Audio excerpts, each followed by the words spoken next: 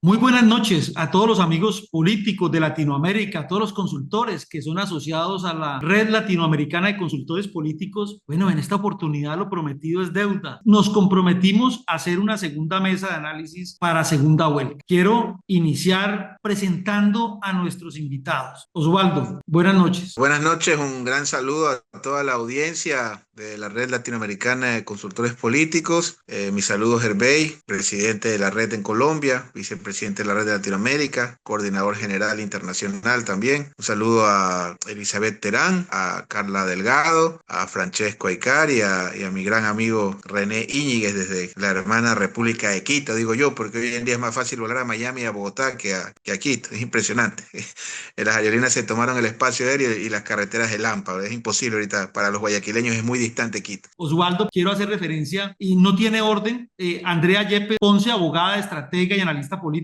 Carla Delgado Reynoso, presentadora de noticias de televisión, locutora de radio en Ecuador. Erlinda Elizabeth Terán Rojas, máster en comunicación política. René Iñiguez, periodista, observador electoral internacional. Hemos tenido muchas partes. En Colombia lo hemos tenido muchas veces. Francesco Aycar, CEO de la encuestadora Normal Polls, partiendo de los resultados de primera vuelta, puntualmente, ¿cuáles son las fortalezas y debilidades de Luisa González y de Daniel Noboa? Perdón. Le hago la pregunta, mire, ¿qué le impidió a Daniel ganar en primera vuelta si las encuestas hablaban muchísimo de que ellos mismos también de que ganaban justamente en primera vuelta, que no iba a haber segunda vuelta? Y Luisa González, ¿qué hizo para que subiera tanto y alcanzara a Daniel? Hay algo, ¿no?, en la historia de ustedes, y es que ese grupo político siempre había ganado en primera vuelta. Carla, ¿qué piensas? A mí me parece que Luisa González, hablando de sus fortalezas, tiene una base electoral consolidada en territorio que te permite y te facilita la movilización de sus simpatizantes, como hemos visto en el transcurso de todos estos años. Tiene también bastante consolidado las alianzas con organizaciones sociales, con sociedad civil, es decir, su tejido social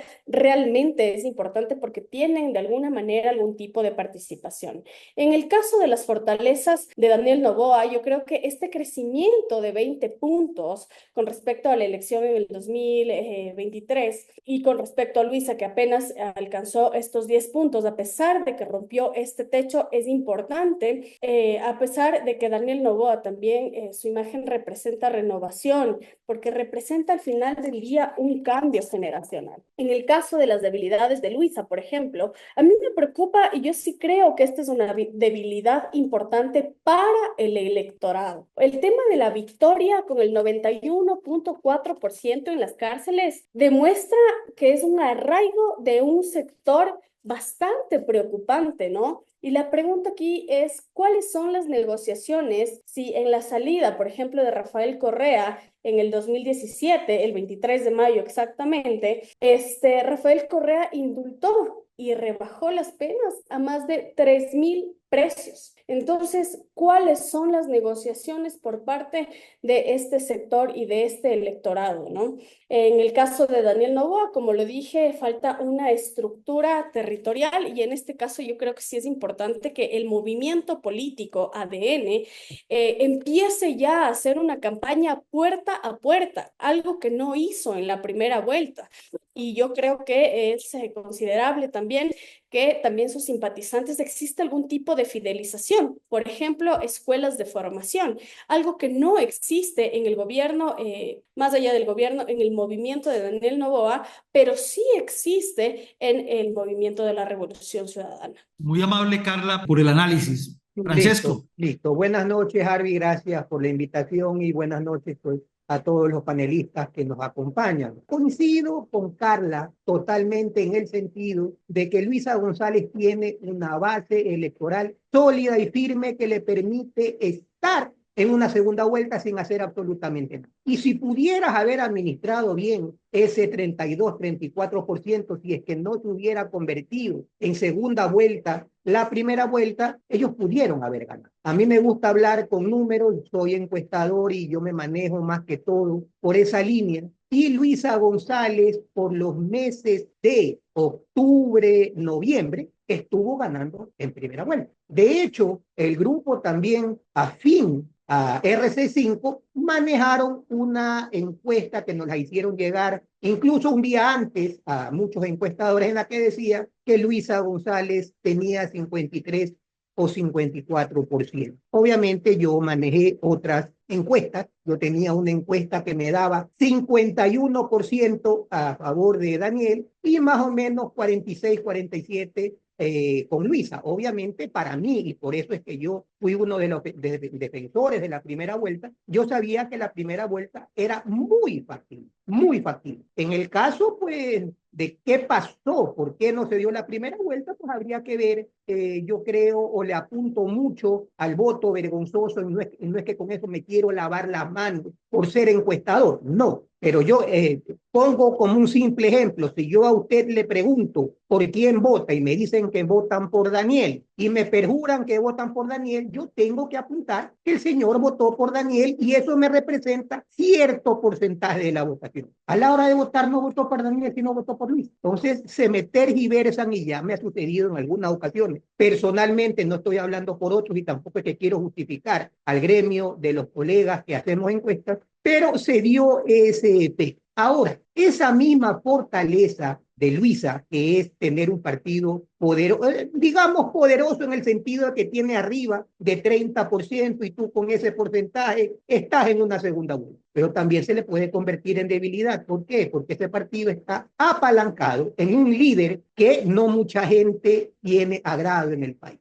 Y mientras ese agrado o desagrado sea bastante alto, para mí, esto de ahí ya es un comentario personal, y es que RC5 no gana en primera vuelta, se le complica mucho ganar en segunda vuelta. En el caso de Daniel, Daniel está de presidente, está haciendo acciones que se están viendo, está haciendo o produciendo resultados que la gente puede ver, y eso es una fortaleza. Debilidades, también comparto con Carla, no creo que haya una impronta propia o no haya una impronta propia del electorado hacia él, pero yo creo que en este momento de segunda vuelta, pues el anticorreísmo y algunos hablan del antinovoísmo están activados. Y el que tenga menos antis, para mí creo que va a ser el ganador de esta segunda vuelta. Elizabeth, ¿qué piensas de esta primera pregunta? ¿Cuál es tu análisis? Bueno, fortalezas y debilidades de nuestros candidatos. Sobre todo tenemos un presidente candidato que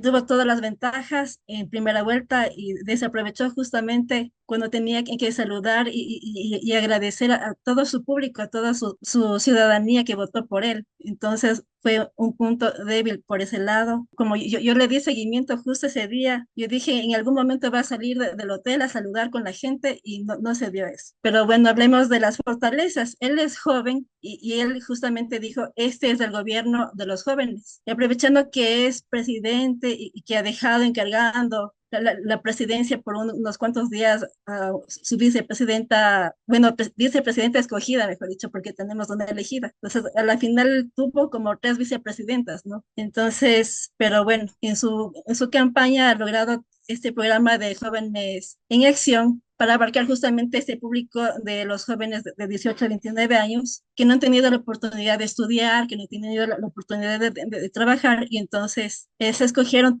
algunos ministerios para justamente darles trabajo a estos chicos. Entonces, por ese lado, ellos van a ganar un poco más de experiencia y ya para cuando les contraten en empresas o entidades públicas, porque justamente ese es un problema que tenemos y es un problema que tienen que trabajar los candidatos en el empleo joven, porque tú te gradúas y después vas a buscar trabajo y te piden experiencia. Entonces, ¿qué experiencia vas a tener si recién te graduaste? O a menos que mientras estabas estudiando, estabas trabajando.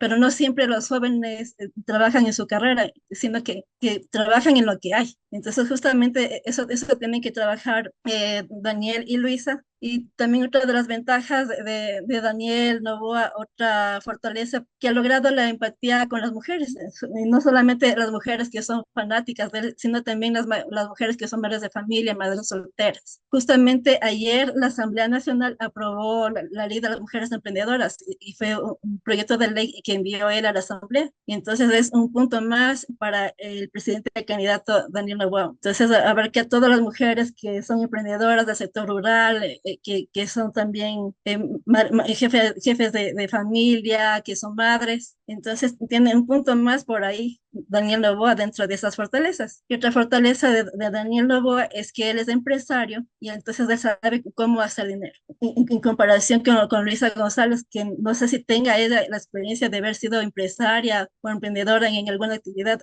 eso francamente desconozco. Pero Daniel Noboa como empresario del sector bananero y hijo de familia de empresarios, entonces tiene una gran ventaja ahí justamente para crear fuentes de trabajo, sobre todo en el sector agropecuario, es el que menos se le está tomando en cuenta y es donde más fuentes de trabajo tenemos, donde más se puede incentivar el trabajo para los jóvenes y evitar que haya la migración de las ciudades y la migración al exterior. Tenemos tierra fértil, tenemos unos climas maravillosos acá en el Ecuador, y podemos aprovechar eso. Puede incluso superar, ojalá, al Listo, petróleo. Elizabeth. Me gustaría ir con René. Ustedes hacen referencia justamente a ADN, Acción Democrática Nacional, y también con RC, que es el Movimiento Revolucionario Ciudadano, pues para que lo tengan presente los que nos están escuchando. Gracias, mi estimado Arley, por la invitación. Un saludo a todos quienes son parte de este panel. Efectivamente, como muy bien han señalado mis anteriores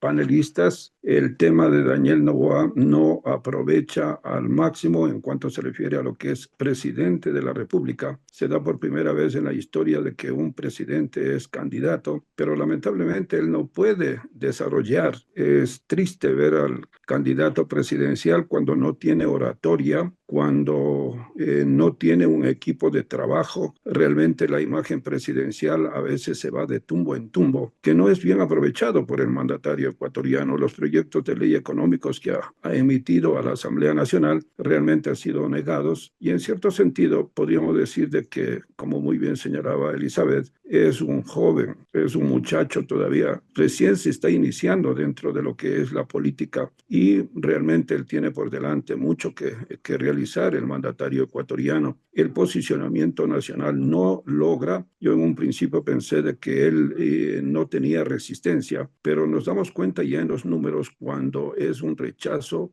admirable en cuanto se refiere, porque ellos se sentían ganadores en la primera vuelta electoral. Precisamente se hablaba de un 50, un 51%, pero lamentablemente ellos se confiaron en la última fase y esa es una de las principales debilidades. Por ejemplo, no desarrollar el plan Fénix, no organizar el plan económico, soluciones de deudas atrasadas, proyectos de educación en salud, problemas de energía, en fin de cuentas, tiene una serie de inconvenientes el mandatario ecuatoriano, pero en todo caso ha logrado un posicionamiento en cuanto se refiere al anticorreísmo. Tenemos que darnos cuenta que es una pelea entre Correa y el anticorreísmo. Es una enfermedad que tiene el pueblo ecuatoriano, como yo decía en un editorial, la correada. Si no hablaban de Correa, lamentablemente no seguía Correa con el mismo ritmo que sigue en los actuales momentos. En cuanto se refiere a las fortalezas que tiene la candidata de RC, es un movimiento netamente orgánico, tiene de emociones a nivel del partido, hay nostalgia en mucha de la gente que no ve efectivamente de que se haya cumplido. Tienen más de 15 años, el techo de porcentaje es bastante alto. Lo que sí me preocupa a mí es, por ejemplo, se mantuvo 15 días más o menos con el 32% y subir al 44% también es un poco preocupante el tema este de subir 12 puntos en tan corto tiempo. Aparte de eso, tiene prefectos, tiene alcaldes, tiene concejales, en fin de cuentas es un partido, es un movimiento ya que tiene todo a su haber, pero no lo aprovecha en cierto sentido. Las debilidades, como muy bien lo sabe no únicamente el pueblo, sino lo sabe todo el mundo, la corrupción, la impunidad, presos por peculado, un ambiente de mafias nacionales e internacionales, lamentablemente eso pesa en cuanto se refiere a RC. Lo que es más el tema de debilidades, efectivamente, vamos a ver qué es lo que sucede en la segunda vuelta electoral con cada uno de los candidatos, sea para Luisa, sea lo propio también para Daniel. Lo importante es de que el pueblo ecuatoriano sea consciente de que el voto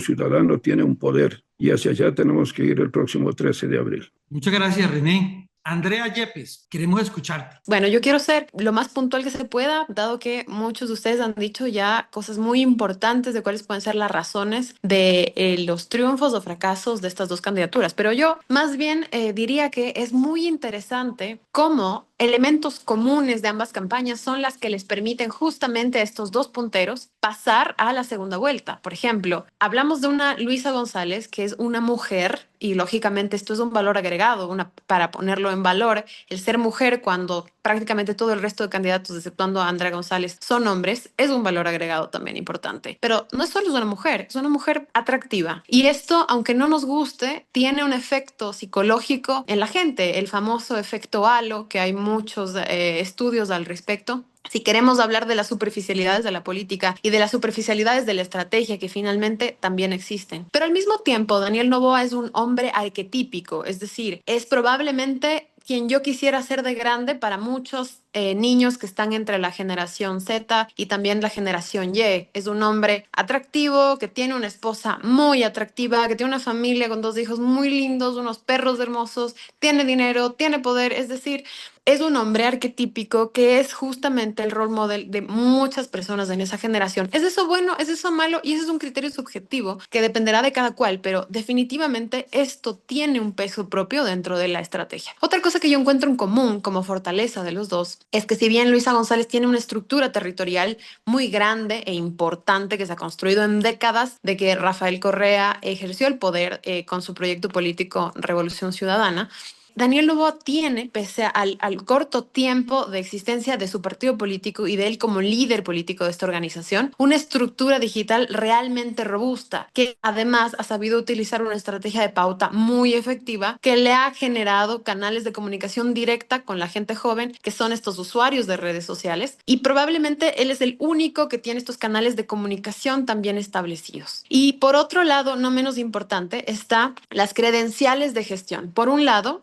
Luisa González tiene este background que no es suyo, pero pertenece al movimiento de haber sido gobierno, de haber logrado cosas y puede presentarlo a la ciudadanía como una muestra de esto es lo que yo sé hacer. Daniel Noboa no tiene tanto eso porque tiene una capacidad, Daniel Noboa, y es que tiene el control institucional. Entonces, hablamos otra vez que tienen otro indicador en común y es el hecho de que ambos tienen credenciales que mostrar. El uno porque maneja la institucionalidad y el otro porque ya fue gobierno e hizo muchas cosas. Algunas serán malas seguramente, pero también muchas cosas buenas que la gente recuerda. Entonces, estas fortalezas son fortalezas compartidas y para mí son de las bases fundamentales que les permitieron pasar a la segunda vuelta con los números con los que pasaron. Pero al mismo tiempo, precisamente porque son tan parecidos, antagonizan. Y esas son, desde mi perspectiva también, sus grandes debilidades. Por ejemplo, sin querer alargarme más, en el caso de Luisa, esas mismas credenciales de gestión, todo lo que hizo o no hizo el correísmo, permiten el framing negativo que reciben de,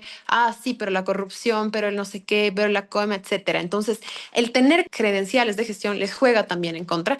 Y en el caso de Daniel Noboa, el haberle invertido tanto, o probablemente es un poco como lo que envenenó de alguna manera su campaña, al haber sido tan exitoso con la estrategia y la estructura digital, hizo que le restara importancia a la estructura territorial.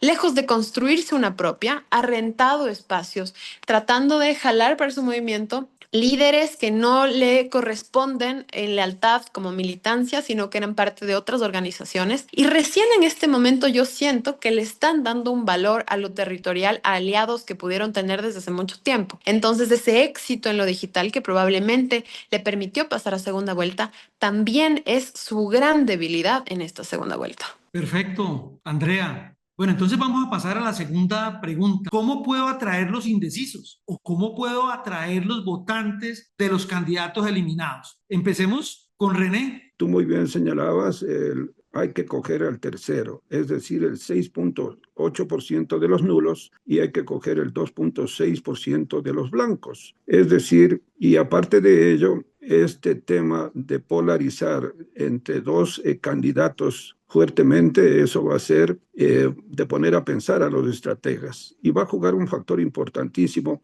la preparación del candidato para el debate. El debate va a ser muy definitivo porque si nos ponemos a dar cuenta de la historia electoral en Ecuador, el debate juega un factor importantísimo. De ahí es el triunfo, por ejemplo, de Noboa en la anterior campaña electoral y efectivamente las acciones que se lleven a efecto tanto en territorio lo propio también en aire. En el tema digital va a jugar un factor importantísimo el trabajar con la base de datos que tiene el Consejo Nacional Electoral, es decir, buscar las debilidades y buscar las fortalezas que tiene cada uno de los partidos políticos. Una cosa es el trabajo que tiene RCE, que efectivamente tiene su 32%, y también tenemos que darnos cuenta el anticorreísmo con el que se basa el candidato presidencial para poder obtener el triunfo. Ya depende mucho de las estrategias, tanto de la una candidata como del otro candidato, para captar efectivamente en las urnas y darse cuenta del trabajo que tiene que realizar durante este corto tiempo. Es decir, 30 días que tienen en campaña electoral es muy corto para poder realizar los cambios respectivos. Veamos qué es lo que sucede el próximo 23 de marzo, que es el debate, es el cara a cara,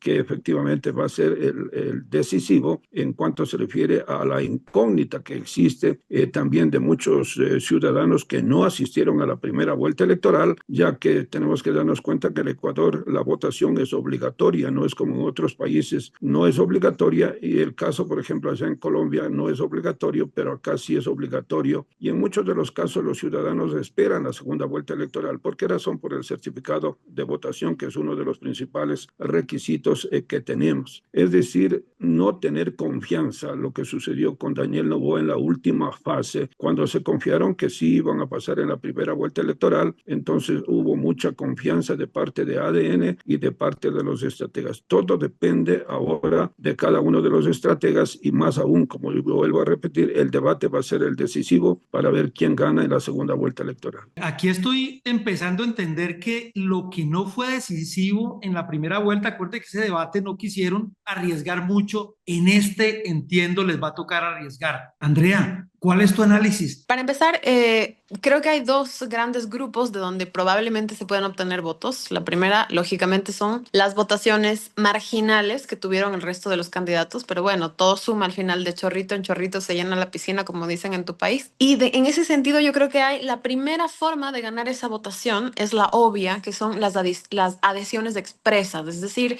que estos candidatos que sacaron estos porcentajes, por pequeños o minúsculos que sean, hagan una adhesión expresa y obviamente un porcentaje, porque es ingenuo pensar que el 100% van a adherirse a la nueva candidatura, pero probablemente alguien de ellos, su familia, su círculo más cercano, la militancia que les es leal, probablemente va a seguir esa recomendación. Y la otra forma, no tan obvia, de arrastrar esta votación para mí sería capitalizar las estructuras territoriales o las digitales si las tienen, pero es que realmente ningún candidato en Ecuador tiene una estructura digital sólida como la de Daniel Noboa, que realmente sería rentable, las demás son patéticas.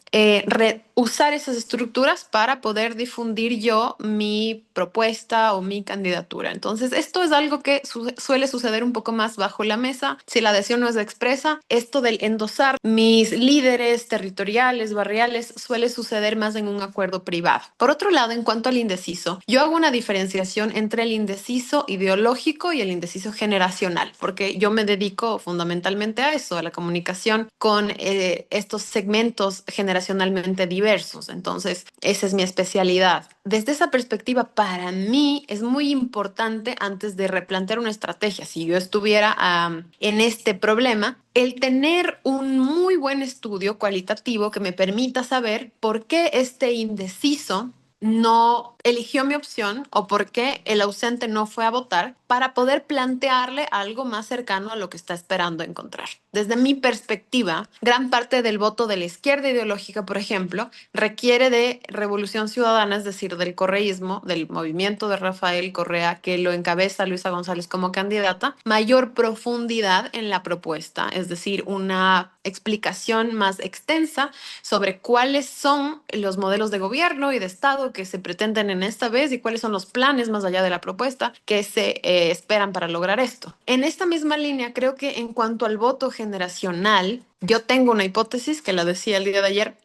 No tengo estudios al respecto de esto, pero quisiera saber cuánto de este porcentaje de ausentismo corresponde a los menores de 29 años, que son la generación Z, porque en general es difícil que ellos se conectan con algo que no sea una causa y que no se transmita por medios digitales. Esto lo dice Deloitte en 2019. en un estudio sobre el impacto positivo que tiene la información y la confiabilidad que tiene la información, dependiendo de quién es el emisor de esta información y por qué canal se transmite. Entonces, quisiera saber cuánto de este voto es realmente de esta generación, porque eso significaría lo que yo creo que es mi hipótesis, y es que muchos en esta generación no votaron porque no se sentían no convencidos, sino conectados emocionalmente con ninguna propuesta, ni siquiera la del presidente, que es el que tiene mejores estructuras para conversar con estos segmentos generacionales. Y siendo así, lógicamente, por cuestiones de tiempo, no sé si la otra candidata, que es Luisa González, pueda crear una estructura para competir la estructura digital de Daniel Noboa, pero sí creo que probablemente podría adherir a su campaña embajadores de este segmento que pudieran traccionar votos para ella y lógicamente mejorar el lenguaje audiovisual de su campaña para poder ser un poco más empático con estas generaciones. Así que para mí es como un poco por donde veo que se pueden raspar votos, y un poco también en un eje más transversal. Creería que el gran desafío que tienen ambas campañas es de generar esta causa, es decir, que ir a votar se convierta en una causa, por no abandonar el país, porque no dejes que gane esta persona que nos va a llevar al fracaso absoluto, no lo sé, pero la idea es que se convierta en algo, no quisiera decir una tendencia, pero más o menos sí, una causa en realidad que te motive a ir a votar, no solamente por tener el certificado de votación que necesitamos nosotros en Ecuador para hacer trámites en el sector público. Bueno, y no solamente para poder votar con un voto nulo, ¿no? Mira, hay un nombre, Andrea, hay un nombre que inmediatamente usted dijo de las alianzas se le viene a la cabeza, y es Leonidas Issa. Con una votación importante, si va a ser capaz de alguna manera de cambiar la tendencia, ¿no? De poder definir. Carla. Bueno, yo creo que también es importante dentro de esta elección tomar en cuenta que los ciudadanos ya rechazaron a los partidos y movimientos políticos que están de relleno, ¿no? Y tomando en cuenta esto, son muy minúsculos los votos que de alguna manera yo creo que no pueden endosar de estos movimientos políticos. Pero el tema de Leonidas dice que es un 5%, que es importantísimo. Hay que ver también el tipo de negociaciones a las que van a llegar, en este caso, por ejemplo, con Revolución Ciudadana o con el mismo presidente candidato Daniel Noboa. Sin embargo, recordemos que el movimiento indígena también está fraccionado, es decir, no todo el movimiento indígena apoya o se identifica con la izquierda, ni todo el movimiento indígena está con las opciones del presidente. Ahora, las preguntas necesarias aquí son, ¿cuáles son las negociaciones que van a hacer con la Revolución Ciudadana y para de alguna manera poder endosar el voto o hacer una campaña con el presidente Daniel Noboa? Sin embargo, específicamente en el tema de Luisa, por ejemplo, romper el techo, porque hemos visto que ha crecido a 10 puntos, pero estos 10 puntos seguramente son el antinovoísmo, el voto del ciudadano que rechaza la gestión del presidente Daniel Noboa. Pero a su vez, Luisa, también es importante que pueda desdibujar esa imagen que tiene del presidente Daniel Noboa, porque una cosa es que ella pueda demostrar ese liderazgo que tiene, y otra muy distinta es de alguna manera poder desdibujarlo. En el caso, por ejemplo, del presidente Daniel Noboa, la estrategia territorial sí o sí debe ser más agresiva. Y como les decía, esta campaña debe ser puerta a puerta, no hay más, porque el tema de las redes sociales, que como dijo Andrea, ha sido y es importantísimo, pero a su vez también es un cierto sector, es una generación que no vivió lo que de alguna manera hizo el expresidente Rafael Correa. Pero no solo el presidente debe quedarse en las redes sociales, sino también salir y caminar puerta a puerta, y en esta campaña él sí debe personalizarse y de alguna manera encargar la presidencia, ¿no?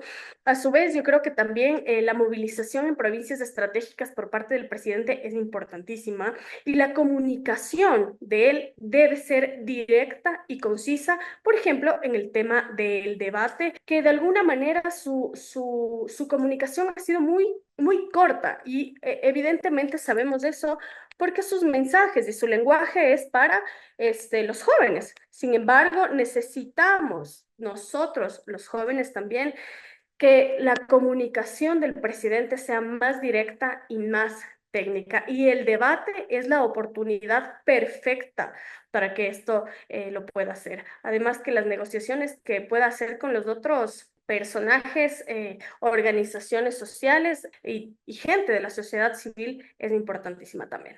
Carla, muchísimas gracias. Mire, se le viene a uno y en tu análisis, en resumo, las fortalezas de Revolución Ciudadana pues son muy grandes, estructurales, han trabajado y llevan mucho tiempo obviamente en ese ejercicio y ustedes lo han mencionado anteriormente, el presidente Noboa pues tiene ventajas, digamos, sustanciales en los canales digitales. Permítame escuchar a Elizabeth Terán. Sí, o sea, para tratar a los indecisos, yo propongo a los candidatos que se pongan en los pies de los ciudadanos, que vayan a las tiendas y ellos mismos sean muy prácticos y vean cuánto cuesta la leche, la carne, vayan a los hospitales y vivan el dolor de los enfermos, vivan el dolor de los familiares, estén ahí abrazando a los familiares, abrazando a los pacientes. También les invito a los candidatos en esta campaña de segunda vuelta que recorran también justamente acá en Ecuador estamos con problemas del clima, entonces estamos con problemas de inundaciones,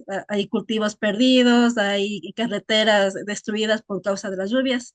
Hagan presencia ahí justamente donde la gente está adoleciendo, donde la gente está preocupada por sus casitas, por perder sus casas, sus cultivos, por perder sus fuentes de trabajo, sus fuentes de vida. Vayan donde duele. Esa campaña va a ser muy especial y sobre todo va a estar con el calor de la gente, con el calor ciudadano de la gente. Van a sentir la presencia de los candidatos justamente en los momentos que la gente más necesita apoyo. Y no solamente la presencia, tenemos justamente a nuestro presidente y candidato que tal vez podría también por ahí reevaluar su gestión pública y justamente también dentro de esta campaña nueva que van a hacer los candidatos, pues ya evitemos estas campañas de odio, estas campañas de fake news. Hay muchos grupos de WhatsApp o sea, hay muchas discusiones banales pasan noticias que no son verdaderas y son de lado y lado, de ADN y de RS5, mentiras de cada candidato, entonces ya eliminemos eso. No hay cómo controlar los grupos de WhatsApp, pero por lo menos sería ideal que los candidatos hagan un poco más de promoción de su plan de gobierno. Entonces, por ahí también podríamos impulsarles a ellos a que promocionen más su plan de gobierno y entonces de ahí la gente se va a enfocar un poco más y va a ver qué plan de gobierno le conviene, si el plan de Luisa o el plan de Daniel. Gracias. Entonces sí que se la ha puesto difícil porque venga, yo les hago una pregunta y de pronto la pueden prender todos antes de que pasemos. Creo que me falta Francesco, ¿cierto? ¿Será que el presidente Noboa sale a las calles, así como está diciendo usted, a las tiendas? ¿Será que ese ego presidencial le permite hacerlo? Mire, él tiene una ventaja, es que él hoy en día es el jefe del gobierno y lo que él haga se va a notar. Ahora, no es tan fácil, no lo ha podido hacer en tanto tiempo, pues no va a ser tan fácil. Y la candidata Luisa, pues está en el decir, ella no tiene el compromiso, ella va a tener que hacer después, cuando gane, si es que gana. Vea, personalmente yo creo, y a mí me gusta más la política tradicional. A mí me gusta la política de calle, me gusta la política del candidato saludando, dándote la mano, dándote una palmada, mirándote a los ojos. Eso me gusta a mí, eso le gusta a mi generación. Habría que preguntarle a Andreita o a Carla y a que a ellos les gusta ese tipo de actividades. Y eso hay que ser razonable en esas cosas. Aquí, pues, si te sale o lo necesitas hacer, yo estoy seguro que lo va a hacer. Aquí creo que él debe despojarse del ego si es que lo tiene.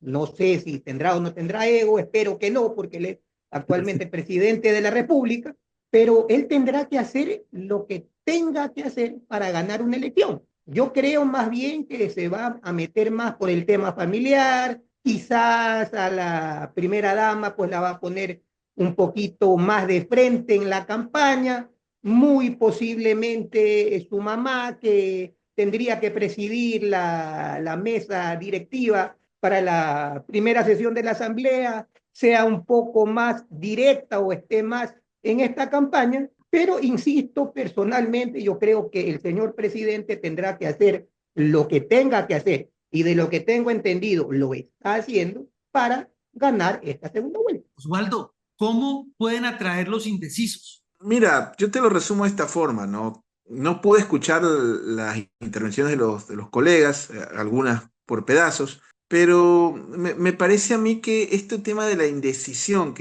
a ver, primero, segunda vuelta es foja cero. Ahí esto empieza, esto se resetea de cero. Una. Dos, hay un segmento indudablemente de gente que decide el último día, que decide en el biombo, que decide una semana antes, que sigue un efecto de repetición, etcétera. Pero hay un porcentaje de gente bastante que todavía espera factores, como decía una de las colegas, el debate, por ejemplo, es un factor. Esto es como el fútbol, depende mucho del que menos se equivoque también. Pero a mí me parece que el presidente terminó ganando o perdiendo la primera vuelta. Y me da la impresión, mira, cuando se habla del colapso de las encuestas, porque no se puede dejar de hablar de eso en esta elección, a mí yo creo que el presidente lo engañaron. Y bueno, yo no soy encuestador como el compañero Eckhart, pero contrato encuestas permanentemente, casi siempre, no tengo compromiso comercial con ninguna, más allá de respeto y afecto a toda la gente que hemos contratado en su momento. Para mí me parece que al presidente lo engañaron. Al presidente le dijeron, me recordó mucho la campaña de Sonny Horsner, un amigo, un amigo que fue candidato, que su estrategia era decir en todos los espacios que iba segundo las encuestas. Oiga, ¿y cuál es su plan del país? Que voy segundo las encuestas. Y a Noboa le pasó eso, me parece, ¿no? Sobrevendieron que iba a haber un triunfo en primera vuelta y finalmente eso no se dio, lo cual se reflejó en una, digamos, derrota comunicacional y terminó proyectándose el correísmo como vencedor de esa primera vuelta. Segundo, la primera semana de campaña, el correísmo me parece que, y eso es letal, me parece, yo no siento que el gobierno retoma la iniciativa o hace el contragolpe, porque la primera semana de campaña también creo que la ganó el correísmo por declaraciones más, palabras menos, que por un lado unos te dicen que no lo dijo, otros te dicen que sí lo dijo, pero te resumo lo que sí dijo el presidente. El presidente dijo que el crimen organizado votó por su candidata que lo representa, que es, digamos. Entonces yo creo que esto de declarar narcotraficante a todo el que votó o esté cerca del correísmo, fuerza que sacó el 44% de la votación, me parece que no es el camino. O sea, yo creo que no, si se dedican a eso, si toda la fuerza digital del oficialismo se dedica a calificar de narcotraficante todo lo que está cerca o cercano a Luisa González, creo que les va a ir mal. Coincido que lo que dijo Francesco y otra colega, tienen que salir al territorio. Allá es donde creo que el gobierno tiene que salir.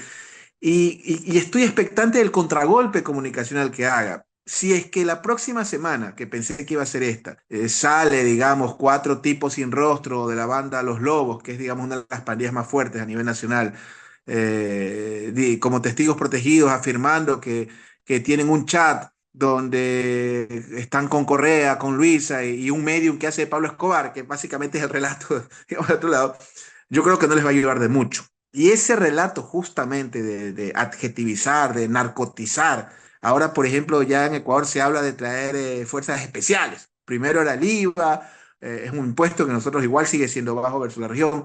Luego fue los umbrales, que aquí le dicen tabla. Luego fue digamos, el militarizar las calles. Eh, Luego fue extraditar, ahora fuerzas especiales de otro país, mañana van a ser cascos azules, o sea, ya esto está, digamos, fuera de control. Entonces, va a depender mucho, digamos, de cómo el gobierno retome el contragolpe. Hay algo de lo que dice Oswaldo que es muy fuerte. Y le digo, mire, lo que no le dicen, lo que no quieren decir algunos, Oswaldo lo dice. Engañaron al presidente Noboa. Y si lo engañaron, pues tiene que ver con el equipo de campaña, ¿no? Como estratega lo digo, porque lo que está diciendo, lo engañaron diciéndole que iba a ganar en primera vuelta. Y resulta que no ganó en primera vuelta. Estuvo muy cerca, inclusive la contrincante de él, la doctora Luisa, estuvo muy cerquita. O sea que eso que dice Oswaldo es bastante fuerte. Harvey, perdón un segundito y no es que yo quiero defender a mis colegas, pero es muy fácil decir, y es fuerte como tú dices, la palabra engañar. Yo hice una encuesta y me salieron los mismos números y yo no engañé absolutamente a nadie. Hice un trabajo técnico, como creo que lo hicieron muchas encuestadoras, muy posiblemente a quienes yo encuesté me engañaron a mí. Y eso es muy diferente. Decir a él y peor, escalar engañaron al presidente, ya es irte a otros calibres si es que no tienes el conocimiento que los que hacemos encuestas sí los tenemos. Entonces, ese relato también de que las encuestas fracasaron, que las encuestas engañaron, hay que tomarlos con pinzas. Insisto, personalmente hice encuestas, me salieron incluso un poco más altas que el Exit Poll, y yo te aseguro, mi querido Harvey, que yo no engañé absolutamente a nadie. Y algunos de mis colegas creo que están en esa misma línea. Bueno, Solamente pero esa precisión. Francesco, pero mire, ustedes lo dijeron al principio, ¿no? Y obviamente son ustedes los que están hablando de esto. Mire, el presidente no fue a su meeting a encontrarse con sus compartidarios y se le notó una rabia. No sé. Pues bueno, esto lo dijo Osvaldo y esto seguramente lo vamos a tener aquí en el titular. Pero mire, pasemos mientras la ¿Me conexión. escuchas? Ahí me escuchas, Hervey, ¿me escuchas? Sí, ya te estoy escuchando. No, no, a ver, te hago la aclaración porque entiendo que se cortó el tema. Cuando yo digo que engañaron al presidente, no son los encuestadores los que engañaron, es en la interpretación de la encuesta, porque una encuesta es una cosa y otra cosa es la interpretación de la encuesta. Engañaron al presidente los que le dijeron que porque estaba primero iba a ganar en primera vuelta. Porque lamentablemente, y te repito, yo no tengo compromiso con ninguna firma encuestadora, al contrario, todos han sido nuestros proveedores. Lamentablemente, el electorado es demasiado volátil, digamos. Claro, si tienes también de 10 encuestadoras, por lo menos 5 decían una cosa, 5 decían otra. No, no es que he dicho que los encuestadores le dijeron al presidente, a ver, pues si tú sustentas tu credibilidad o haces de vocero tu campaña un encuestador, estamos mal. Pues eso ya es como isla caribeña, digamos, ¿no? No se está haciendo referencia directa a los encuestadores, pero bueno, también yo les digo, mire, si hay una diferencia de 11 puntos y yo digo que estoy arriba y paso, pues bueno, eso se va a quedar para el análisis. Pasemos a la siguiente pregunta, mire, en una visión estratégica tan polarizada, ¿qué tanto va a pesar el voto en contra? El voto en contra lo conocemos los estrategas, que yo no voto porque me gusta a alguien, sino voto en contra de alguien. Y en muchos países ha servido para decidir elecciones. Elizabeth, Esperemos que este voto en contra no pese mucho, ha de pesar más o menos máximo un 20%, porque ya estamos ya en la segunda vuelta, ya tenemos que ya definir a nuestro presidente o presidenta. Entonces esperemos que este voto en contra más bien se indexe a los votos, ya sea de Luisa o de Noboa. Pero por mí, o sea, yo creo que como ya estamos ya justamente a pocos meses de elegir ya a nuestro presidente o presidenta, no creo que se dé mucho este voto en contra. Más bien van a tener que ser los candidatos a hacer todo lo posible por conquistar justamente a todos los indecisos. Tiene que hacer un trabajo arduo, y como hablamos, en territorio y en redes sociales. Andrea, ¿qué piensas? ¿Va a pesar el voto en contra o definitivamente no? Bueno, yo creo que para empezar hay que definir si el famoso voto en contra del correísmo anticorreísmo, que es nuestro clivaje favorito en este país, además del ricos pobres, ¿no? Que viene un poco a reemplazar este lugar común que ha existido tantos años, ya alcanzó de alguna manera su techo en las generaciones que lo han promovido con tanto ímpetu.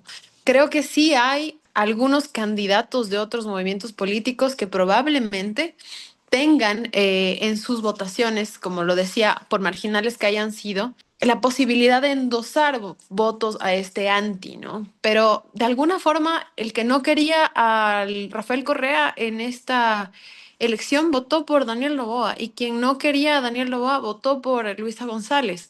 Entonces, todos los demás también son tipo de declaración ideológica, probablemente el voto de Andrea González, que en el debate se muestra como una anticorreísta acérrima. Probablemente este voto pudiera endosarse al voto del anti, pero no sé si es que en el nulo o en el ausentismo exista mucho para crecer con este con este discurso radical del anti un caudillo, antinovoísmo, anticorreísmo. No sé si es que sea ese tipo de anti. Ahora, tal vez sí haya en ese segmento los indecisos, los ausentes, que son un poco más ideológicos, una posibilidad de sumarse a un voto anti-dictador, anti alguna cosa como quizá un poquito más conceptual, antitotalitarismo quizá. Pero claro, medio que caemos otra vez en el nulo porque ambos modelos de gobierno han demostrado tener ciertos problemas con el asunto de las fronteras entre los pesos y contrapesos del Estado. De todas maneras, para mí creo que si habría una manera de rentabilizar estos votos del anti en espacios donde normalmente este no es un discurso fructífero, podría ser esto en las generaciones más jóvenes, una vez más. Es decir, en los más pequeños, voto facultativo, más o menos hasta cerca de los 23, 24 años, que no tuvieron la oportunidad de experimentar en primera persona el gobierno de Rafael Correa, del que tanto les han hablado los medios de comunicación y sus padres, pero que ellos en realidad no lo vivieron. Quizá poder reconstruir esa memoria histórica, tanto en positivo como en negativo, en estas generaciones podría permitir que se traccionen votos para el uno o para el otro.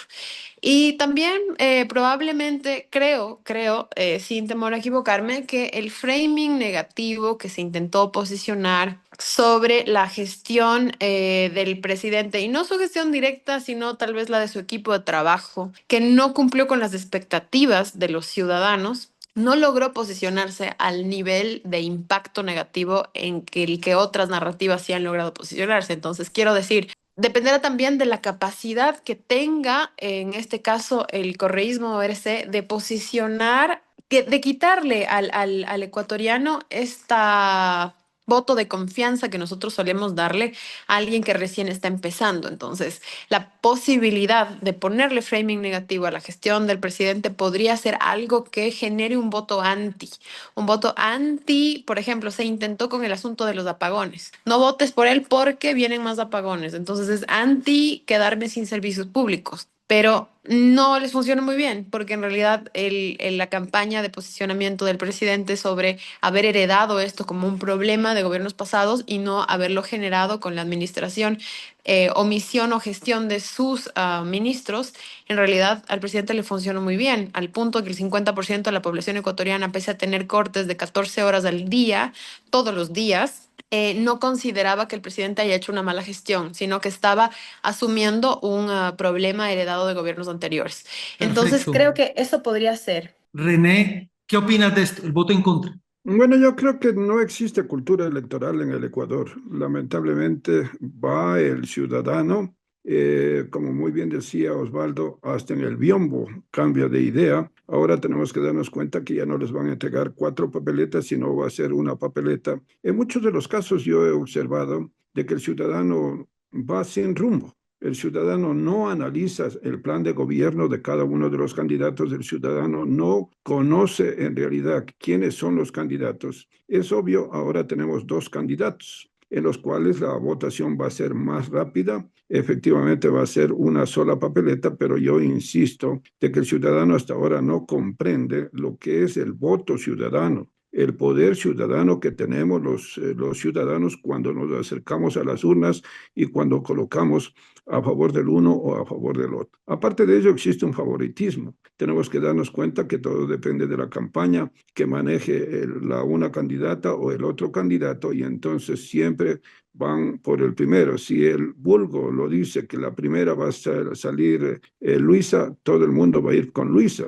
Y si el otro dice que va a ganar Daniel, todo el mundo va a ir con Daniel. En el tema de las encuestas que muy bien trataban, existieron muchas encuestas muy bien señalaba Osvaldo, que efectivamente unas encuestas le daban el triunfo a Luisa y otras encuestas le daban el triunfo a Daniel. Entonces, nosotros como ciudadanos, como consultores, nos poníamos a analizar cuáles son las encuestas verdaderas y cuáles son las encuestas falsas. No existe un control de encuestas en el Ecuador, y lo propio también no existe un control en cuanto se refiere a las redes sociales. Lamentablemente estamos en pañales en cuanto se refiere. Y más aún el tema del Consejo Nacional Electoral, que está siendo cuestionado por los 2 movimientos, por los 2 partidos. No existe la transparencia respectiva en torno a lo que decían que Daniel Noboa va a bajar a hablar con el ciudadano. Muy difícil, tiene 200, 300 en seguridad, son militares, policías en civiles, o sea, es algo tremendo lo que está sucediendo. Y yo me doy cuenta, esto va a ser hasta de replay, hasta de estudio, si es que gana Daniel Noboa con el muñequito de cartón que ha impactado dentro de una campaña electoral. Anteriormente el Ecuador se lanzó por los zapatitos rojos, ahora está con el muñequito de cartón y en fin de cuentas no tiene cultura electoral el ecuatoriano. Falta socializar, falta educarle al ecuatoriano para que vaya a las urnas y realmente esto es bastante preocupante porque tenemos que darnos cuenta que el Ecuador está atravesando una de las crisis más grandes a nivel de las instituciones públicas, la crisis en la policía, en los militares, en fin de cuentas, es lamentable lo que está sucediendo aquí en el país. Perfecto, René. Mire, si lo hicieron como estrategia, porque a veces tiene razón, es estrategia mostrarse como un ganador, sí, para poder arrastrar votos, pero no le funcionó al presidente Noboa, ¿no? Finalmente se le acercó muchísimo, Luisa. Carla, ¿qué piensas del voto en contra? Ya, perfecto. Bueno, Sí, primero sí quisiera un poquito decirles, ¿no? Que nuestro querido René decía que en el Ecuador no tiene cultura política. Yo creo que el Ecuador sí tiene cultura política. Lo que no tiene es cultura electoral, en el sentido de que el señor del taxi, la debe señora de ser cultura la electoral, no política. las personas saben de política, saben quién nos gobierna, saben incluso los jóvenes también. Ahora, que los jóvenes estemos más anclados a las causas sociales, como el tema del ambientalismo, el feminismo, etcétera, etcétera, es otra cosa. Ahora, que no tengamos cultura electoral, que vayamos a sufragar solamente por el tema del cartoncito, eso ya es otra cosa. Pero bueno, ya entrando en materia, con respecto a lo que nos preguntaban con el voto en contra, ¿no? Yo creo que Luisa González, una de las formas de contrarrestar este efecto es reducir la percepción que representa el regreso al pasado. Es decir, el regreso del correísmo, el regreso del pasado, y eso la gente tiene muchísimo miedo. Si no logra modificar esta percepción, yo creo que difícilmente va a poder romper esta barrera, ¿no? Porque en las segundas vueltas la derrota del correísmo ha sido bastante determinante. Con respecto al tema del candidato a presidente Daniel Noboa, y para ser súper puntual, el voto anticorreísta sigue siendo clave, sin duda alguna. Pero tomemos en cuenta también el tema del crecimiento de los 20 puntos. Yo creo que ahí es importantísimo también fijarnos. Pero también yo creo que el presidente no puede basar toda su campaña en este rechazo al correísmo, sino más bien equilibrar el discurso, por ejemplo, con propuestas concretas en el tema de estabilidad y consenso, etcétera, etcétera. ¿Por qué? Porque ahora los ecuatorianos nos estamos preguntando el día de mañana cómo vamos a vivir, cómo vamos a sobrevivir a este tipo de crisis. Entonces yo creo que el tema del voto en contra va por ese camino. Pero hay una duda que siempre nos ataca, ¿no? En el continente, en casi todo el mundo se ha vuelto un estilo polarizar. Y cuando se polariza, se busca acceder a ese voto en contra. Francesco, ¿tú qué manejas las cifras? ¿Qué opinas de esto? Bueno, una vez más tengo que estar no al 100, al 200% de acuerdo con Carlos. Yo creo que esto es lo que va a pivotear en esta segunda vuelta. Aquí vas a votar o por el pasado o por que se siga haciendo lo que se está haciendo. No es que yo estoy a favor o en contra de nada, pero las dos últimas elecciones así lo han dicho. Recordemos que el señor Lazo, René, pues habló de los zapatitos rojos y es cierto, estaba en un 19%, pero ganó segunda vuelta. El candidato del cartón, como también lo dijo René, estaba en 25%, debería haber ganado por lógica la señora Luisa en ese sentido, y no ganó. Yo creo que va a pasar absolutamente lo mismo, más allá de que también tenemos que recordar, cuando el señor Correa fue candidato, él salía con la correa, dando correazos a los carros. Entonces, eso no nos acordamos, pero hay que hacerlo recordar. Independiente de eso, yo creo que esta segunda vuelta va a ser muy cerrada. Yo veo en el correísmo un techo de 48, 49%, que es más o menos lo que fue sacando ahora si segregamos la votación inválida y los otros, o sea, y los otros puntos. No es que Luisa ha subido su techo. Si tú haces los cómputos y los análisis, Luisa sube de 32 o 33 a 35 o 36. No sube más. Esa es la realidad, que por la polarización la primera vuelta se convirtió en segunda. Y eso me la trepa el 44%, es cierto. Pero si vamos a números fríos, el señor Noboa tampoco es que sube al 44%. Él sube del 25 más o menos al 35, 36%. Esa es la realidad si segregamos la votación. Ahora, ya en una segunda vuelta en donde solamente podemos votar por dos personas, yo creo que esto de aquí se va a dar, como en las dos últimas ocasiones, una votación photo finish de 1,5, máximo 2% de diferencia. Eso es lo que yo creo. Ahora, eso 1,5, 2% de diferencia, pues no dejan de ser entre 500, 1,000 y 1,000,000 de euros. Es bastante. Bueno, estás manejando las cifras crudas. Fue cerrada la primera, ¿no? La primera fue muy cerrada. Esta Sí, segunda también va a ser muy cerrada porque difícilmente van a cambiar la intención de voto. Los que ya vienen ideológicamente cargados Harvey, o ese voto duro, ¿no? Harvey, yo creo que el voto nulo no va a modificarse. El voto Bueno, nulo no va a modificar. Seguirá siendo nulo. Y yo creo que me parece injusto que la votación nula, o sea, el que vote nulo, no al que le anulan el voto, es muy diferente. Al que le anulan el voto posiblemente marcó 2 veces donde tenía que marcar una y ese voto fue anulado. Pero al que intencionalmente te puso nulo o no quiero votar o no me interesa, esa es su decisión. Y lamentablemente, no sé cuándo hubo el cambio, pero no creo que haya sido, bueno, quizás una década, quizás un poco más, pero yo creo que la votación nula debe ser computada. ¿Por qué? Porque es tu decisión electoral.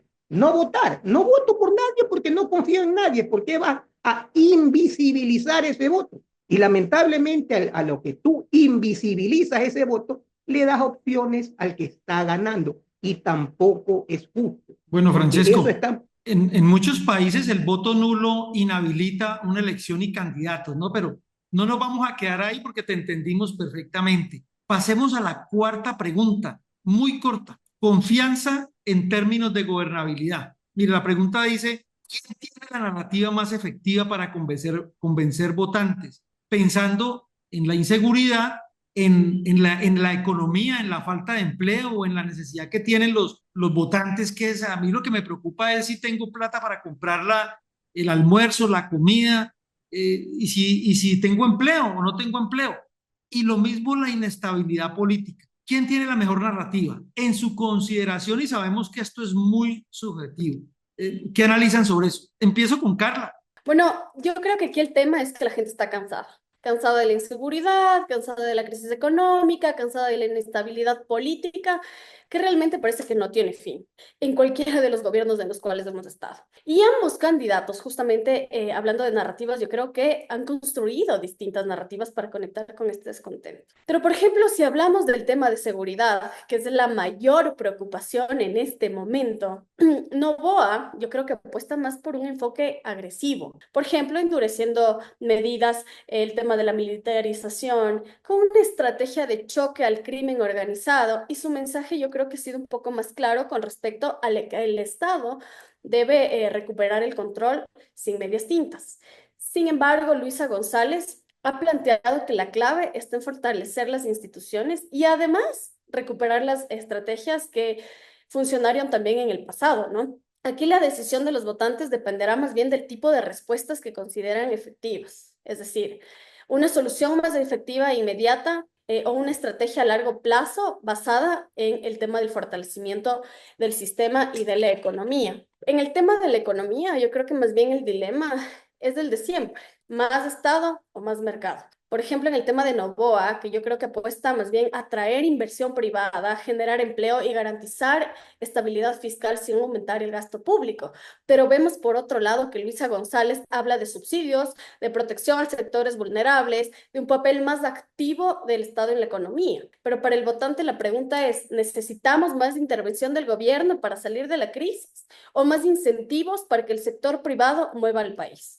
Y ahora, si hablamos de gobernabilidad, aquí es donde la cosa yo creo que se pone más complicada, porque Noboa ha tratado de proyectar una imagen un poco más de apertura. Sin embargo, en el tema de Luisa González, Ella tiene una bancada un poco más estructurada territorialmente hablando, pero enfrenta un obstáculo grande, el rechazo que genera el correísmo en ciertos sectores. Entonces, ¿qué pesa más por el votante? ¿Un candidato que puede gobernar sin una estructura sólida o un candidato con una estructura política pero que carga con una mochila pasada y de resistencia? No sé realmente si hay una respuesta definitiva de esto, pero cada candidato tiene sus fortalezas y debilidades, pero al final la pregunta es que el votante, y se hace todos los días, ¿no? ¿Cuál de las dos puede garantizar que mi vida sea mejor en los próximos 4 años? Y lastimosamente yo creo que esa respuesta se va a definir en estas próximas elecciones, ¿no? Carla, esa narrativa, y estamos hablando de la narrativa que tienen, dicen cuando se refieren a Luisa, los contradictores, que es volver al pasado. A lo mejor para algunos el pasado es mejor. Y frente a Novoa, pues existe en contradicción otra narrativa. Digamos que es el presente que no ha podido resolver los problemas. Andrea, ¿qué piensas de esto? Yo pienso que tienes absolutamente la razón sobre lo subjetivo que es la utilización de estos términos. Y precisamente creo que quien logre capitalizar este clamor ciudadano que tenemos en Ecuador de resolver problemas estructurales de larga data, será quien tenga más credenciales de haber demostrado que puede o que tiene la solvencia, la capacidad, la entereza, la fortaleza física de lograr esto que el pueblo tanto anhela. Pero una vez más, no necesariamente que estas credenciales tengan que ser, lamentablemente, no es que tengan que ser algo que realmente sucedió, sino que también podría jugarse estos imaginarios en el mundo de las percepciones. Es decir, desde que vivimos en una sociedad teledirigida, el Homo Videns de Sartori, no es siempre lo más relevante ser, sino saber comunicar. Y esto no lo celebro, solamente lo dejo sobre la mesa para conocimiento de todos los votantes y de quienes escucharán este programa. No siempre tiene que ver con la realidad, sino con la percepción. A veces, quien comunica mejor le gana al mejor, incluso sin ser el mejor. Bueno, pero muy interesante. Elizabeth, ¿qué opinas frente a la narrativa? Están instaurando y se van a instaurar unas narrativas ahora en este momento y vamos a ir a debate. Seguramente ahí van a aparecer esas narrativas. ¿Qué piensas?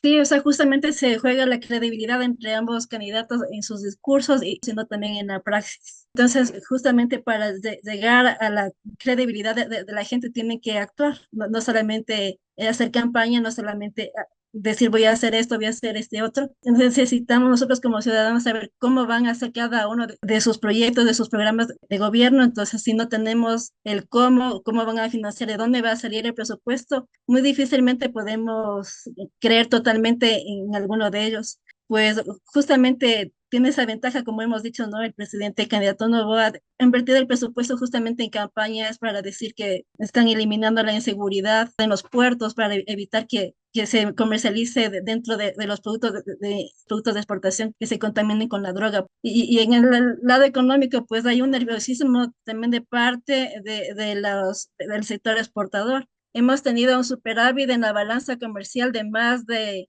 6.675 millones de dólares. Nunca había sucedido esto en la dolarización. Logramos superar la barrera de más de 24.000 millones de dólares en exportaciones no petroleras, contrastado por una disminución de las importaciones en un 5%. Yo me quiero quedar con algo que dice Elizabeth que me parece muy interesante, mire, que lo he escuchado también, Francesco.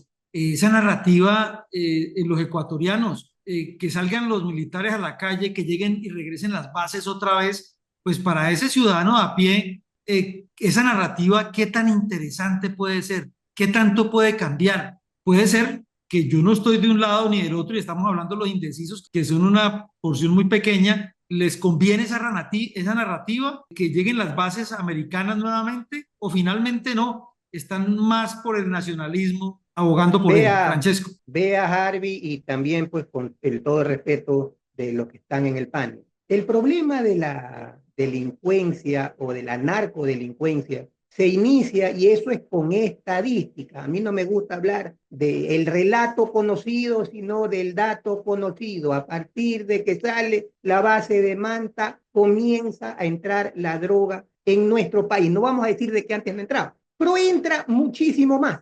y ya los cárteles ven, ven a nuestro país como floreciente en el sentido de que no tenía una protección interna, que estamos hablando los ecuatorianos, sobre movimientos que se hacían a través de la base de datos. Yo creo que mucha gente está a favor de ese tema, pero me parece raro, y yo creo que ahí el relato que está tratando de hacer el correísmo de que ellos están en contra de la corrupción, narcotráfico y todas esas vainas, se caen pues en la asamblea cuando prorrogan, no es que dicen que no, porque no son ni frontales en ese sentido de decir que no, sino que prorrogan para consultar a ver si es necesario que haya apoyo extranjero. Yo le pregunto a cualquiera, si yo me estoy ahogando, veo una mano que me quiere ayudar, ¿usted cree que yo voy a ser irresponsable de decir, no, esa mano no la cojo porque es de izquierda y yo soy de derecha? Señores, cualquier mano es buena en ese momento. Lamentablemente en esa situación nos encontramos. Si Estados Unidos, China, los rusos, los Anunnaki, los grises, nos quieren ayudar, señores, debemos aceptar la ayuda. Por favor, no estamos en una situación de irnos al nacionalismo para decir no. Yo les aseguro que si nos hubiera Venezuela ofrecido apoyo, o si hubiera sido China, ahí sí, pues cierto partido político estuviera saltando en una pata. Señores, no hay que ser irresponsables en lo que nos está pasando en el país.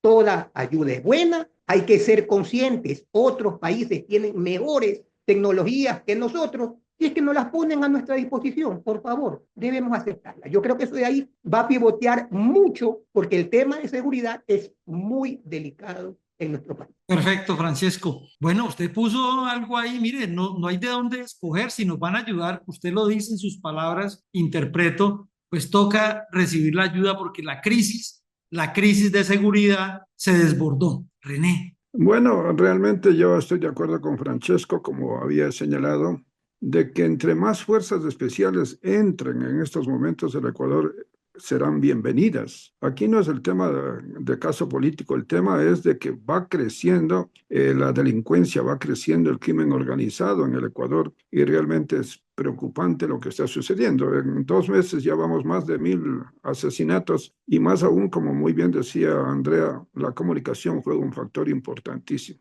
Tú prendes la radio aquí en el Ecuador, es sangre. Prendes el canal de televisión, es sangre. Miras cualesquier información, es sangre. Entonces le estamos vendiendo mal al país. Yo insisto en el tema precisamente en dar solución a las demandas sociales existentes. No existe políticas de Estado. Por ejemplo, el tema de la marca Ecuador no está vendida. No es una política de Estado. El Ecuador es uno de los países más ricos que existen a nivel mundial. Realmente aquí vivimos las 4 estaciones, mi estimado Rey. De mañana sales en pantaloneta, más tarde tienes que ponerte un abrigo, en la noche tienes que ponerte un poncho y en fin de cuentas aquí vives invierno, vives verano, vives todas las 4 estaciones en un solo día. Más aún la gastronomía, más aún el tema cultural, en fin de cuentas es un país hermosísimo. Por eso yo aprovecho esta oportunidad para pedir al pueblo ecuatoriano que sea consciente de lo que va a realizar el próximo 13 de abril. Insisto en el poder ciudadano, insisto en el análisis que tiene que darse cuenta para los próximos 4 años. Todo depende de ustedes, ciudadanos que nos están escuchando, ecuatorianos aquí, ecuatorianos que se encuentran en el exterior. Piensen, razonen y escojan de lo mejor. Y con esta nos vamos a la última pregunta. Mire, no es difícil, no va a ser muy difícil lo que vamos a evidenciar. Una respuesta corta. Yo sé que ni más faltaba, nadie tiene, como dice, la bolita mágica para decir esto, pero en su visión, no va a servir como encuesta también, mi estimado Francisco, porque es una muestra muy pequeña, pero es la visión de ustedes, los estrategas. ¿Quién cree que va a ganar? ¿Quién cree, perdón, que va a ser el próximo presidente y obviamente el que va a ganar? Y cortico, muy cortico, ¿por qué? Y con esta nos vamos. Empiezo con Andrea. Bueno, yo para empezar creo que es muy complejo en la situación de polaridad que vive el país pronunciarse hacia un lado y hacia otro, más aún sin tener los estudios ni cualitativos ni cuantitativos que hacen falta para poder hacer pronunciamientos de ese calibre. Yo, de hecho, estaba promoviendo que seamos muy responsables en nuestras intervenciones, porque una palabra mal dicha, Harvey, en este momento en nuestro país puede ocasionar un incendio social de proporciones importantes. Entonces, yo no me referiría a un nombre, pero sí a una característica. Para mí, quien va a ganar la segunda vuelta será el rey o la reina de las percepciones. Esto es, quien logre mejor utilizar sus narrativas, posicionar sus narrativas y utilizar de mejor manera todos los canales de comunicación, que no son solamente, recogiendo lo que decía Carla, las redes sociales. Son evidentemente las estructuras territoriales barriales, las cadenas de WhatsApp, el Facebook como tal, los mítines que se hacen barrio a barrio, los mítines tradicionales que ha tenido la política también, muy parecidos a un concierto, de hecho. Y quien logre decirle al pueblo ecuatoriano, yo soy tu mejor opción, que parecería algo bastante obvio, pero no es tan sencillo cuando estás... yo creo que hay una competición muy pareja. Estás dándote contra tu igual, pero al revés. Es decir, una estructura muy joven y muy fuerte en lo digital que se mide contra una estructura muy sólida, muy tradicional y muy fuerte en lo territorial. Y esta estructura territorial muy carente de lo digital. Entonces creo que son opuestos, complementarios, antagónicos y ese va a ser su gran desafío. Pero para mí, el ganador o la ganadora de esta segunda vuelta será quien logre consolidarse como rey o reina de las percepciones. Bueno, está bien, no se compromete estratégicamente. Carla, Bueno, yo tampoco me atrevería a decir por mi parte quién va a ganar en esta elección, porque hay muchas cosas que están en juego y justamente como decía Andrea, el tema de las narrativas y las construcciones que se deben hacer son importantísimas. Yo creo que por el lado del presidente, por ejemplo, la comunicación en el debate, lo repito, es importantísima. Entiendo que el presidente hace una comunicación dirigida a los jóvenes, pero necesitamos una comunicación más técnica, más personalizada de alguna manera, ¿no? Y debe ser sin duda más agresiva. Sin embargo, yo creo que Luisa también debe demostrar de alguna manera su liderazgo, porque está arrastrando la figura del expresidente Rafael Correa y sin duda puede ser bueno hasta cierto punto como también puede ser malo. Y además que aquí el voto de las personas que no, de alguna manera ni siquiera les interesa es importante también. Pero lo que nosotros, yo creo que debemos exigir, más bien como ciudadanos, a nuestros candidatos, es que tengan responsabilidad no solo social, sino también que tengan responsabilidad con quienes les están dando el voto. Por ejemplo, en el caso del presidente Daniel Noboa, el hecho de que pueda fidelizar a sus adherentes, a la gente que le está siguiendo, a la gente que cree en este proyecto político, con escuelas de formación, con inteligenciar a sus ministros, porque yo creo que eso es importantísimo también en el sentido de que esta nueva generación de políticos debe demostrar la capacidad y conocimiento que tiene, pero eso no está sucediendo de alguna manera. Entonces, yo creo que eso también es importante en esta segunda vuelta. Y en el caso de Luisa, yo creo que me faltó algo, el tema de Venezuela que lo toparon por ahí. Sí es importante saber cuál es su postura. Al final del día hay mucha gente de afuera que viene a quitar trabajos a nuestros queridos ecuatorianos. Sigue el afán de sonar de alguna manera mal, pero sí necesitamos marcar de alguna manera la postura por parte del correísmo en este sentido. Así que yo creo que más bien hay que ver qué es lo que sucede en esta segunda vuelta.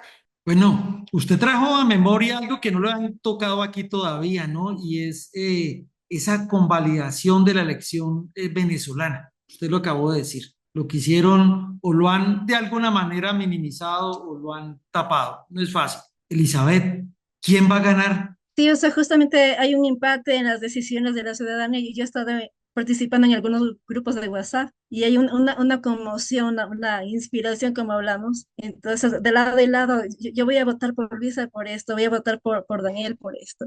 Entonces, a mi criterio va a ganar quien mejor logre la empatía con el pueblo, quien en verdad tenga propuestas para estimular la creación de empleo, el salario justo, quien también le haga caso a la cultura justamente para promocionar nuestros valores nacionales, para volver a rescatar esa alegría del país, esa marca del país que hablaba René también hace unos minutos.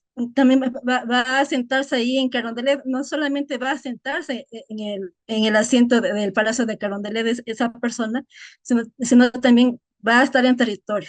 Va a ser una elección más para, ya sea para Luis o para Daniel, no simplemente representarnos desde el Palacio de Carondelet, sino también en territorio. Entonces, esa persona es la que va a ganarse la confianza del voto ciudadano. El voto ciudadano es un voto poderoso, entonces no es un cheque en blanco, como siempre yo he manifestado en mis redes sociales. Tu voto ciudadano no es un cheque en blanco. René, ¿quién cree que va a ser el próximo o la próxima presidenta? ¿Y por qué?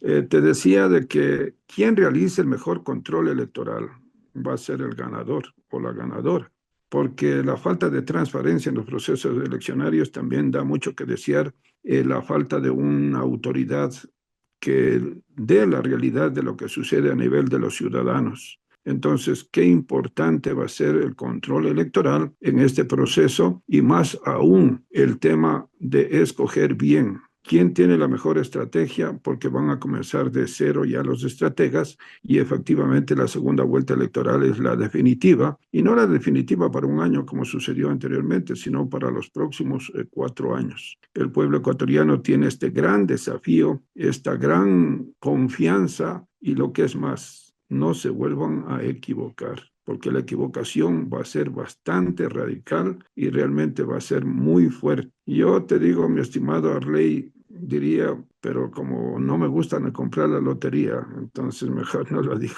Es que todos, como dice, ahora paso con Francesco, todos han sido muy prudentes y los entiendo perfectamente porque son personalidades que de alguna manera tienen un nombre. Yo sé que por dentro tienen un corazoncito pegado a algo, pero esa responsabilidad la entiendo perfectamente. Francesco, si estuviéramos haciendo una encuesta aquí y yo al principio le dije, no, esta muestra es muy pequeña, pues mire lo que nos pasa. A usted le pregunto, Harvey, ¿qué piensa de esto? a mí me tocaría dirimir el voto y aunque mis 4 colegas fueron bastante prudentes, yo voy a ser bastante imprudente si es que se quiere ver de esa manera. Yo veo a las 2 personas, a las 2 primeras damas que conversaron, muy dadas a una teoría o a una línea de Daniel Noboa, quizás me equivoque. Al menos yo lo analizo y lo veo así porque a mí me gusta la parte numérica. Veo que Elizabeth y René están más dados a la otra línea. Así que estaríamos, para mí, 2-2. Yo voy a dirimir.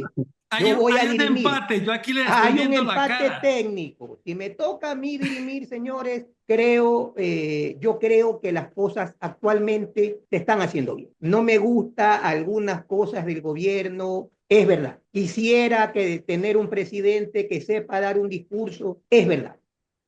Pero mientras las acciones que se hagan sean en beneficio de mi país, yo estaré con esa persona. Coincido totalmente con Andrea en el sentido de que quien maneje un mejor relato va a llegar a ser el presidente o presidente. Yo veo que el relato que está sacando el señor presidente, a más de ser un relato real, es un relato que no lo puede matar el dato. ¿Por qué? Porque el dato está coherente con el relato. Lamentablemente, el relato de la señora Luisa no es coherente. Que si fuera coherente, lo que sucedió en la asamblea no hubiera sucedido. Y eso a mí me parece que le va a pasar factura. Ojalá que no sea que esas facturas se la pasen adrede, pero yo creo que mi votación, y yo sí me puedo, como les digo, quizás ser imprudente, porque sí tengo información en relación a encuestas, en relación a análisis y en relación a los techos que pudiera tener una u otra candidatura.